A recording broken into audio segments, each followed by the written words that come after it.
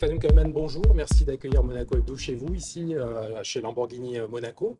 Je voulais commencer par les résultats financiers de 2021. Combien de véhicules avez-vous vendus et quel est le chiffre d'affaires? It was an absolute record year, the year 2021. We delivered 8,405 cars to customers. We had also a record in terms of turnover with 1.95 billion euro, and also the financial result. So the operating profit was perfect with 393 million, which is corresponding to another record in terms of return on sales, so the ROS of 20.2%. So all in all, a very, very good year. Comment expliquez-vous cette forte rentabilité pour Lamborghini? The brand is very strong. The product lineup is incredible. We are going we were going into a trend of being awakening of the market sooner than expected after the first lockdowns of COVID in late 2020. And already in 2021, we were selling every day more cars that we were able to produce. So this is something which is peculiar for our brand, and we are very proud of it. Quels sont les véhicules les plus vendus pour cette année 2021? For sure, the best seller is the Urus, with a bit more than 5,000 cars sold, followed by the Huracan, and then by our Aventador, the V12. La pandémie de Covid-19 a eu quel effet pour le résultat de l'année 2021? It's very strange, but they had no effect at all. There was a rebound, which was very positive for us.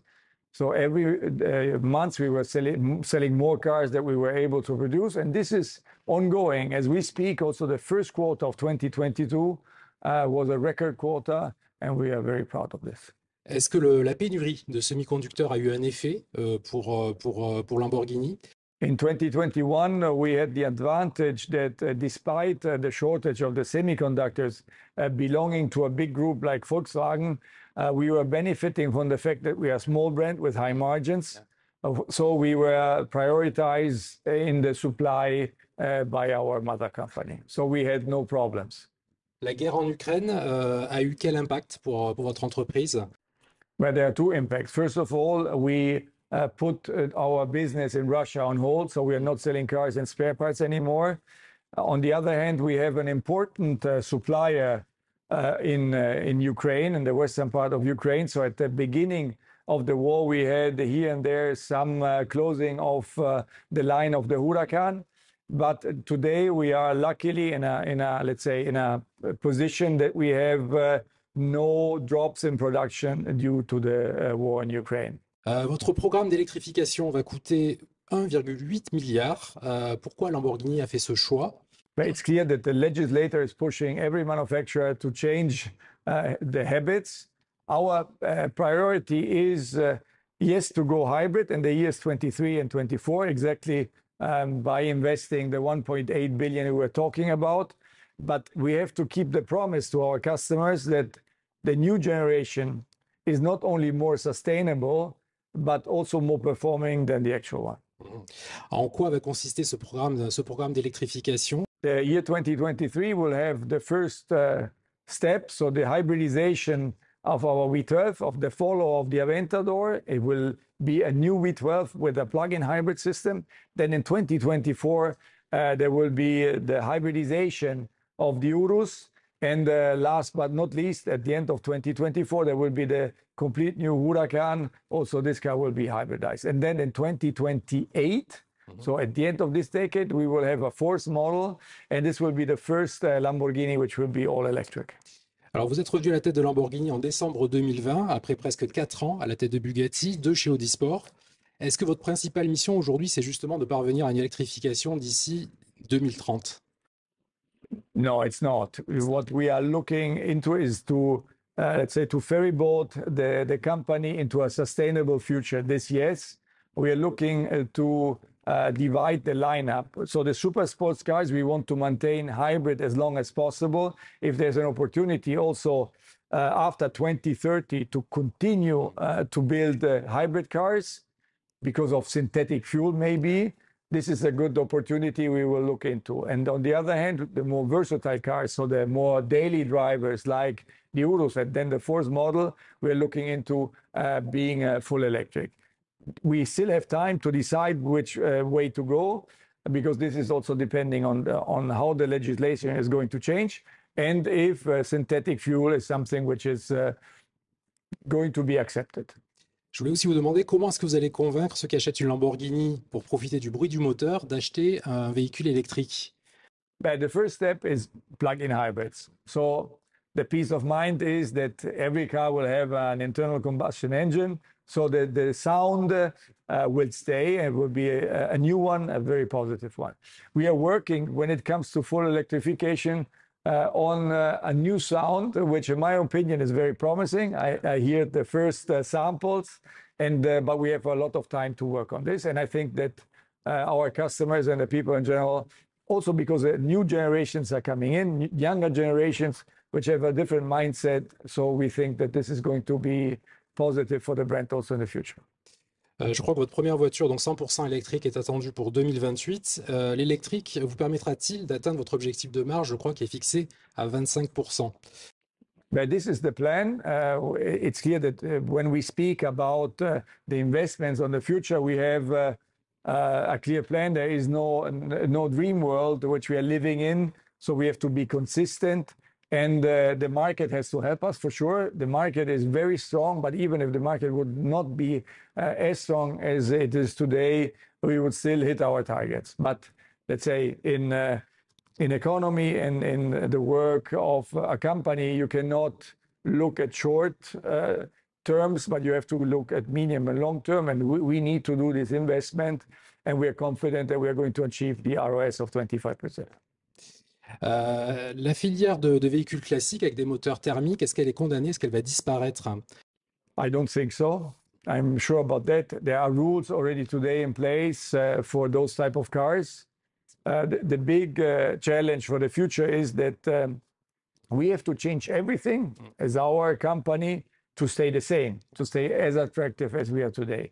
But I'm very much convinced that the internal combustion engines, which are then belonging to the historical cars, especially ours, which are, it's very limited in terms of numbers, very limited in terms of mileage, they will not be harmed by decisions in the future. Okay. Au printemps 2018, vous avez lancé donc votre SUV Urus. Est-ce que ça vous a permis de toucher une nouvelle clientèle? Very much, very much. It was long expected, the launch of the Urus. Lamborghini is always not only been a super sports car manufacturer, so we were credible in creating a car like the Urus, and the results, so the enthusiasm which we have around this car is, let's say, the proof that this was the right decision. And not only we have new customers coming in for the Urus, but also buying the Urus, they are looking into the super sports cars like the Huracan and the Aventador. Aujourd'hui, du coup, quel est le profil type de vos clients? It's not easy, but at the end of the day, we are a very male-driven company, so 95% are men. The youngest crowd we have in Asia Pacific, followed by the North American market, and a bit older in terms of average age is here in Europe.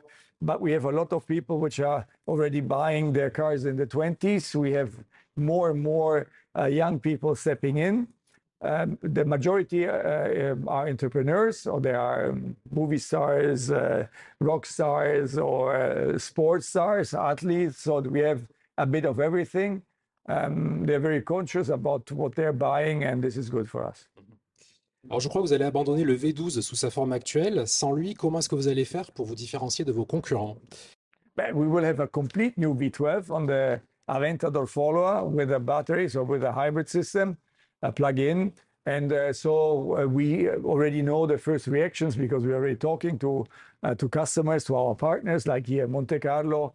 And we don't see that there is a drop in request when it comes to hybridization in combination with this V12.